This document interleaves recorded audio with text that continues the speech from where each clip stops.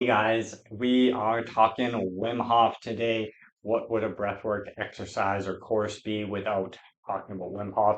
He has definitely popularized both cold water exposure and breathwork for a lot of people. I think if you are somewhat familiar with breathwork, I'm sure you've probably heard of Wim Hof. We're going to talk about Wim Hof breathing just a little bit, and we're going to make a small change or variation to that type of breath. Important piece here with this style of breathing is that you do it in a safe environment. So you're never doing it while driving, you're never doing it while around water, definitely not in water. There's been cases of people dying by passing out in water if you push this to extreme. So do not do it near water. Don't do it while you're driving. Do it as a prescribed breath work in a controlled environment. And my suggestion is definitely do not push it as far as what people do with the Wim Hof breathing, which is exactly why I'm not calling this Wim Hof breathing today. I'm calling this a slight variation on Wim Hof that is kind of the same principle, but we're not taking it to that extreme. So this one gets into a little bit of the depths of breath work and this feeling and what they say with Chinese medicine is like chasing the dragon or chasing that fire. And that's what a lot of people end up doing with the Wim Hof breath work is like trying to get to this magical experience piece versus just improving their breath work and their breathing mechanics. So instead of taking it to that far end, we're going to back it off just a little bit and we're still going to get a ton of benefits with way less risk involved. There's been people, typically you're going to be somewhat prone to it, but people that have had seizures and stuff by doing such intense breath work. So we're going to dial that back just a little bit. So if you are not familiar with Wim Hof, basically what the breath work looks like is that you're taking really big breaths in and out, and then you do a big hold. And because you were basically doing that hyperventilatory type breath, you're able to extend that hold for quite some time. So he does it through his mouth. We're going to do it through our nose. Um, and we're going to lighten it up a little bit. So he does about 50 breaths, usually somewhere between 30 and 50 breaths, and quite heavy breaths. We're going to lighten that up. We're going to go 20 to 30 breaths and doing it through our nose. And then we're going to still do the exhale hold. And then we're going to recover for a minute instead of going right into our second round of it. So with Wim Hof, it's about 30 to 50 breaths, very intense. Like, and then he exhales, he holds, until he can't hold any longer. And then he inhales and then he holds that for about 10 to 15 seconds, depending exactly on the variation that people do of that Wim Hof breath.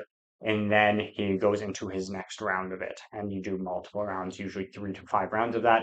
We're going to do 20 to 30 breaths through our nose. So, what this looks like sitting up nice and tall as we have been, breathing through our nose. And you're going to do 20 to 30 breaths of just pretty good paced inhales and exhale. So typically we've been trying to slow our breath down.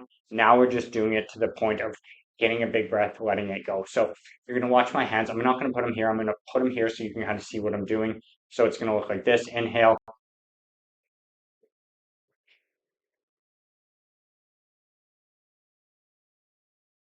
So that's about the pace that we want to be going at. It's pretty quick compared to everything else we've been going through. It's all through the nose still, and I'm trying to move as much air in and out, kind of creating like this bellow system and getting as much movement of the air as possible. So this is the first time where we're almost hyperventilating instead of hypoventilating, which is slower and faster. And then what we're going to do, 20 to 30 of those on the last one. Inhale, exhale, and then pinch and hold. And you're now going to hold this until you get that strong desire to breathe. And you should find that this is significantly beyond what you would normally do with, say, the bolt test or something like that, because of how we were breathing before. It should also, if you have done Wim Hof breathing, be a little bit less than that because we're dialing that intensity back just a little bit.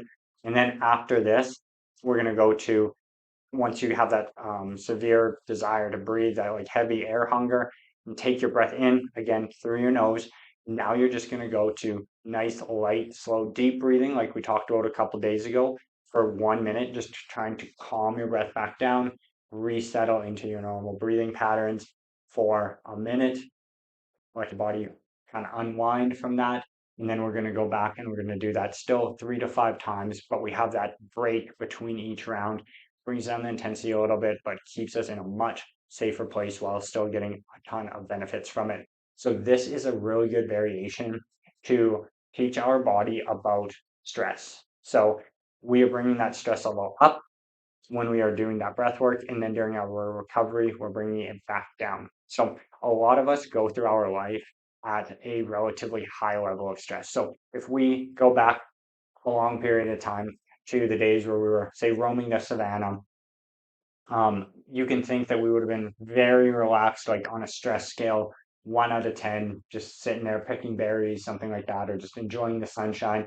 And then suddenly a lion kicks up and we're running for our life. We are 10 out of 10 stressed, and we escape that lion. And immediately all the threats go away from us. We drop back to like that 1 out of 10 stress.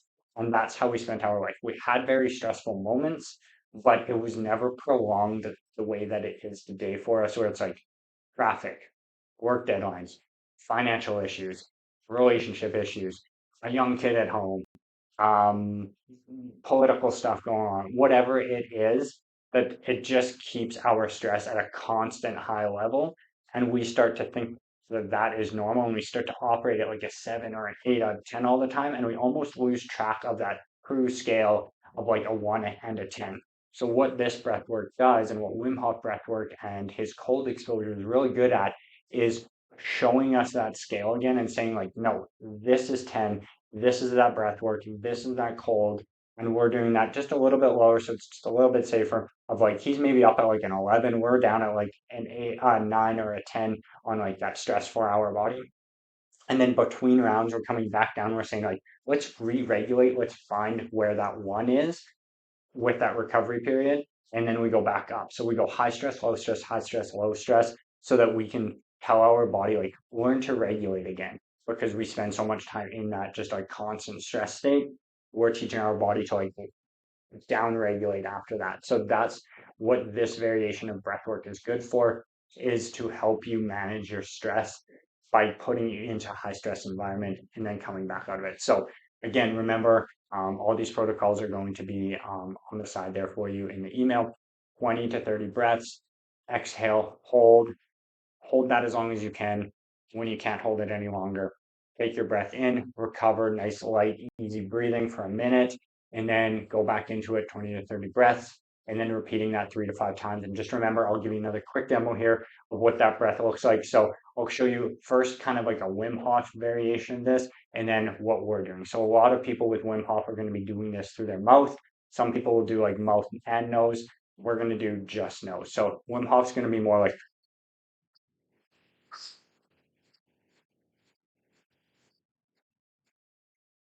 you can get a lot of exchange of air that way. We're going to dial back just a little bit. So through our nose now, you're still going to hear this cadence. I'll show you with my hands too. But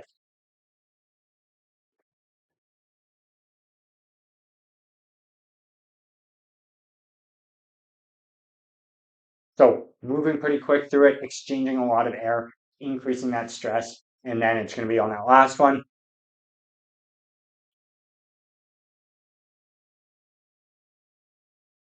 So you see that very last breath, I'm putting just a little bit more of an inhale into it and then pushing that exhale just a little bit further before I pinch my nose off and squeeze. And that is our Wim Hof variation. Tomorrow, we're going to go over 3 protocols for focus, anxiety, and insomnia.